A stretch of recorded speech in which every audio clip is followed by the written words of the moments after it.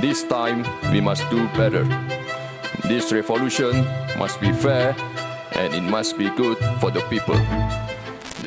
Di G20 Johannesburg, ketika perhatian dunia terfokus pada kemungkinan drama akibat boikot Donald Trump, justru muncul kejutan dari arah yang tidak disangka.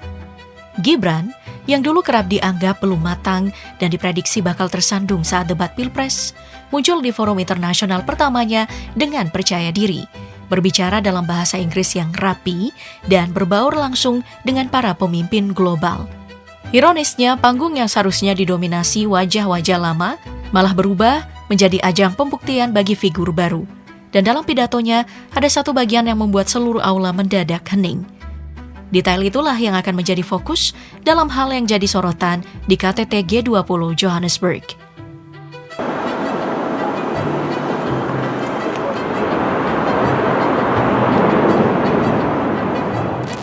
KTT G20 2025 di Johannesburg berlangsung pada tanggal 22-23 November di Nasrec, Afrika Selatan, hadir di tengah suhu geopolitik yang sedang tinggi namun tetap menjadi titik penting bagi negara-negara berkembang. Dengan tema Solidarity, Equality, and Sustainability, acara ini mempertemukan berbagai tokoh dunia.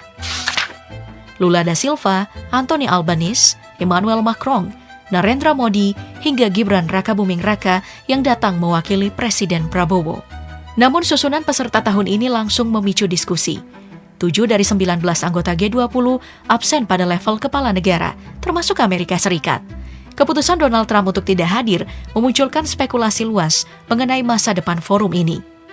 Dalam situasi ini, Afrika Selatan mengusung kelanjutan arus kepemimpinan dari Global South, menyambut estafet Indonesia, India, dan Brasil untuk mendorong agenda pembangunan yang lebih setara. 4 fokus utama mereka terdiri dari penguatan penanganan bencana, keberlanjutan utang negara-negara berpendapatan rendah, pembiayaan transisi energi yang adil, serta pemanfaatan critical minerals untuk pertumbuhan inklusif. Walau diterpa boikot dan ketidakhadiran sejumlah pemimpin penting, KTT tetap menghasilkan kesepahaman yang menegaskan satu sinyal besar. Pengaruh ekonomi global perlahan bergerak menuju selatan.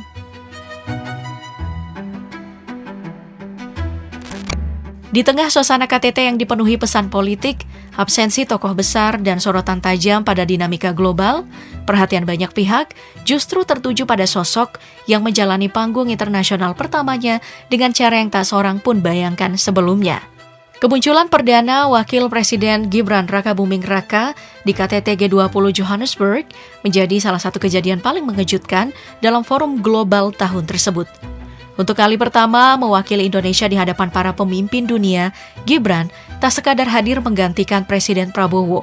Ia menjadi magnet perhatian karena dinilai mampu memanfaatkan forum ini untuk memproyeksikan Indonesia sebagai negara yang percaya diri, mampu berkomunikasi dengan baik dan relevan terhadap isu-isu besar dunia.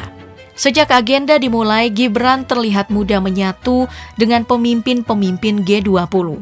Salah satu agenda yang paling banyak dibicarakan adalah pelukannya dengan Presiden Brasil, Luiz Inácio Lula da Silva. Sebuah interaksi hangat yang menyebar luas karena mencerminkan kedekatan diplomatik sekaligus hubungan personal yang cair. Ketika Lula menanyakan kabar Presiden Prabowo, Gibran menjawab dengan bahasa Inggris yang lancar. Momen sederhana tetapi syarat simbol transisi peran Indonesia di panggung internasional. Gibran juga tampak nyaman berbincang dengan Presiden Finlandia Alexander Stubb dan Perdana Menteri Italia Giorgia Meloni. Sesi ketika Meloni tiba-tiba bergabung dan membuat Gibran serta Stubb tertawa menjadi salah satu adegan paling banyak dikutip media.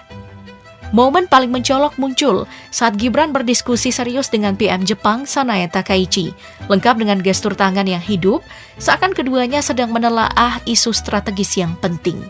Bahkan pada sesi foto resmi, Gibran kembali menarik perhatian ketika tanpa ragu menggandeng tangan Presiden Turki Recep Tayyip Erdogan turun dari panggung.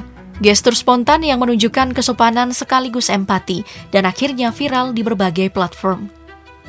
3 sesi pidato Gibran di KTT menjadi penegasan lain di momentumnya. Seluruh pernyataannya disampaikan dalam bahasa Inggris dan rekamannya langsung beredar luas di media sosial Indonesia. Banyak warganet menilai penampilannya jauh lebih matang dan rapi dari yang pernah dibayangkan. memuji cara ia menyusun argumen, ketenangannya, serta kemampuannya mengaitkan isu global dengan kepentingan Indonesia tanpa terdengar menggurui. That promotes the use of local products, empowering farmers and livestock breeders. Bagi sebagian publik, inilah titik balik yang membalikkan stereotip lama yang selama ini melekat pada Gibran, baik selama masa kampanye maupun dalam panggung politik nasional. Ia memulai dengan menyampaikan salam dari Presiden Prabowo kepada Presiden Afrika Selatan, Cyril Ramaphosa. Setelah itu, Gibran menegaskan bahwa pertumbuhan global harus berlangsung dengan adil dan inklusif. Ia menyoroti betapa sulitnya negara berkembang mengakses pendanaan, menuntut skema pembiayaan yang lebih setara, terukur, dan mudah dijangkau. Keringanan utang, blended finance, serta dukungan transisi hijau menjadi poin yang ia tekankan ketika memosisikan Indonesia sebagai suara utama bagi negara-negara berkembang. Dalam sesi A Resilient World, Gibran mengangkat pengalaman Indonesia sebagai negara yang setiap tahun berhadapan dengan lebih dari 3.000 bencana. Ia menekankan bahwa ketahanan energi, pangan, dan air merupakan pondasi yang harus dibangun sejak awal. Program makan bergizi gratis dijadikannya contoh bagaimana pemberdayaan petani dan penguatan ekonomi lokal dapat berperan dalam meningkatkan ketahanan komunitas, gagasan domestik yang ia olah menjadi pesan internasional. Gibran kemudian menguraikan pendekatan Indonesia yang menggabungkan pembangunan manusia, pertumbuhan ekonomi, dan perlindungan lingkungan dalam satu kerangka besar. Delegasi lain memuji pendekatan tersebut karena tidak sekadar normatif, melainkan berbasis pengalaman nyata sebuah negara berkembang yang harus menghadapi resiko secara langsung. Potongan pidato yang paling banyak beredar adalah ketika Gibran menyoroti KRIS sebagai contoh teknologi murah yang mampu memperluas akses keuangan. Ia menjelaskan bagaimana sistem itu mendorong UMKM ramah lingkungan, membuka akses pembayaran bagi masyarakat kecil, dan mengurangi jurang ekonomi antar wilayah. Cuplikan pendek ini segera dipotong warganet dan menyebar luas, dianggap sebagai momen paling Indonesia dalam forum tersebut. Salah satu pesan penting yang ia sampaikan adalah bahwa setiap negara berhak menentukan jalur pembangunan sendiri. Gibran menolak gagasan satu resep untuk semua dan menekankan bahwa kerjasama global seharusnya memberdayakan bukan mengatur. Ucapan itu mendapat tepuk tangan dan menjadi salah satu kutipan yang paling banyak dilaporkan. Di luar sesi pleno, Gibran ikut serta dalam pembahasan mengenai design work dan tata kelola kecerdasan buatan, dua agenda yang sejalan dengan arah transformasi ekonomi Indonesia. Ketika hadir di MIKTA Leaders Gathering, ia kembali mengangkat isu mineral kritis sebagai kepentingan strategis Indonesia, menghubungkannya dengan transisi energi global dan peran Indonesia dalam rantai pasok baterai dunia. Kehadirannya di berbagai forum sampingan menunjukkan bahwa ia bukan sekadar tamu seremonial, melainkan figur yang aktif mendorong agenda nasional sekaligus regional. This time we must do better. This revolution must be fair and it must be good for the people. Setelah sorotan tertuju pada debut internasional Gibran, dinamika KTT G20 Johannesburg bergerak menuju isu yang jauh lebih luas dan lebih rumit. Pertemuan G20 kali ini berlangsung dengan nuansa geopolitik yang penuh gesekan.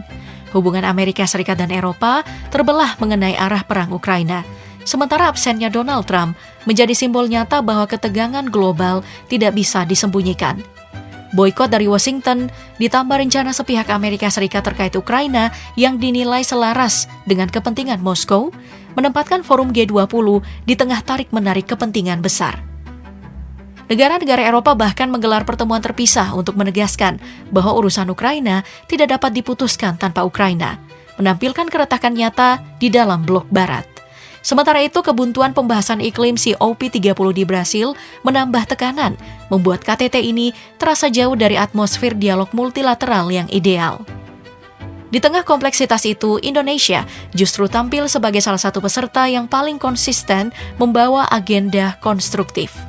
Kerjasama bebas visa Indonesia-Afrika Selatan, digitalisasi pembayaran melalui KRIS, hingga program makan bergizi gratis muncul sebagai contoh inisiatif murah, inklusif, dan mudah diterapkan di banyak negara. Warisan KTT G20 Indonesia tahun 2022 pun masih terasa.